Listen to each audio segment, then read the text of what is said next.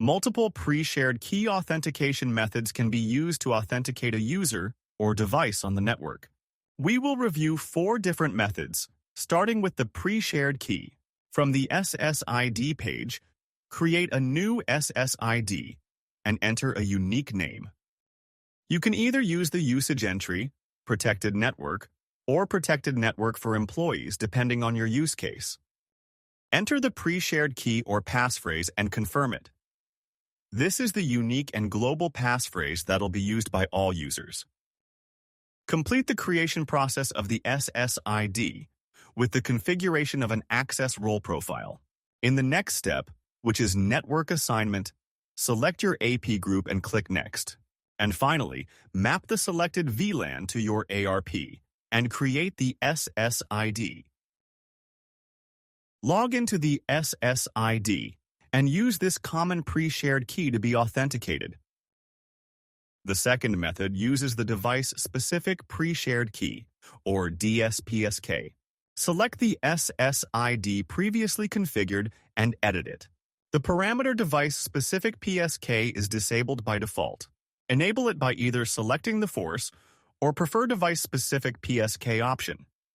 We will see the difference between both options just after. When this option is enabled, the MAC authentication is performed by the device. So we need to create an entry for each device in the company property database. Create a new company property entry and fill in the device MAC address. Then, enable the option device-specific PSK and enter the passphrase dedicated to this device. Then create the entry. So, in addition to the MAC authentication, the user will also have to enter the passphrase specifically created for this device. Back to the SSID page, the option for specific PSK means that you are only expecting the users to enter the device-specific PSK of each device. So the company property database must be carefully filled. With the option Prefer Device-Specific PSK, a device not entered in the company property database can use the global passphrase of the SSID to be authenticated. Complete the creation process of the SSID and save the changes. Log into the SSID and use the pre-shared key entered in the company property database for this specific device you are using. The third method uses the private group pre-shared key, or PPSK. Select the SSID previously configured and edit it. The option Private Group PSK is available only when the option Device-Specific PSK is set to Prefer or to Disabled. Once the Private Group PSK option has been enabled, you can enter one or multiple entries. Each entry contains a unique name used to differentiate your entries, a unique passphrase, and an access role profile it is associated to. With this option, the user is no longer authenticated by the global passphrase of the SSID, nor to the MAC address and passphrase specific to his device. The user must use one of the passphrase declared here, and that was given to him. And he will be assigned to the ARP associated with this entry. This ARP has precedence over the global ARP defined at the SSID level. So the level of access to the network is defined by the passphrase, so by the private group used by the client. Complete the creation process of the SSID and save the changes.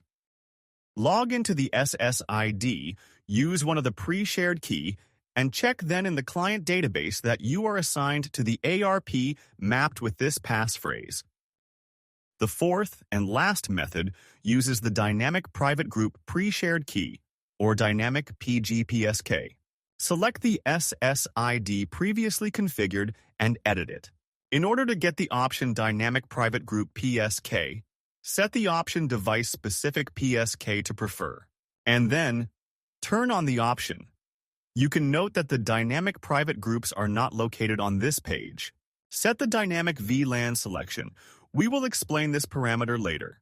Complete the SSID creation with the configuration of an access policy. Finish the update process of the SSID and click Save. The dynamic private group PSK are saved in their own database. In the first tab, create a new profile. Give it a unique profile name. Map it to the SSID we have just updated, and enter the first dynamic private group entry. This entry is identified by a unique name and passphrase. You can set up a maximum limit of devices that can be learned from this group, and map a WLAN ID or an access role profile, or both to this entry. Repeat the process and create new entries. We will use the profile user in the following test. And to complete the profile, set up a MAC persistency between 1 day and 1 year. When a device is successfully authenticated with one of these passphrases, its MAC address will be saved in this database during this period. That way, the user doesn't have to enter the passphrase once again for the same device. The MAC address of a successful authenticated user will be found in this tab.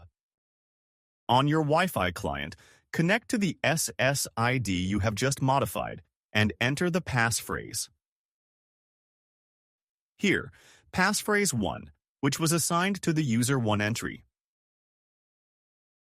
Once the client is connected to the SSID, come back to the Dynamic Private Group PSK page. You will find the MAC address of your client in the Dynamic Private Group MAC table, and it will be removed from this list after 3 days, which is the MAC persistency we have configured. Note that for this user 1, the WLAN 30 has been assigned to the user. When we look at the profile configuration, it is the WLAN configured in the WLAN ID field that has been selected, and not the WLAN assigned to the ARP of this entry. And this priority of WLAN assignment can be found in the SSID configuration, with the selection of the parameter Priority WLAN ID over ARP.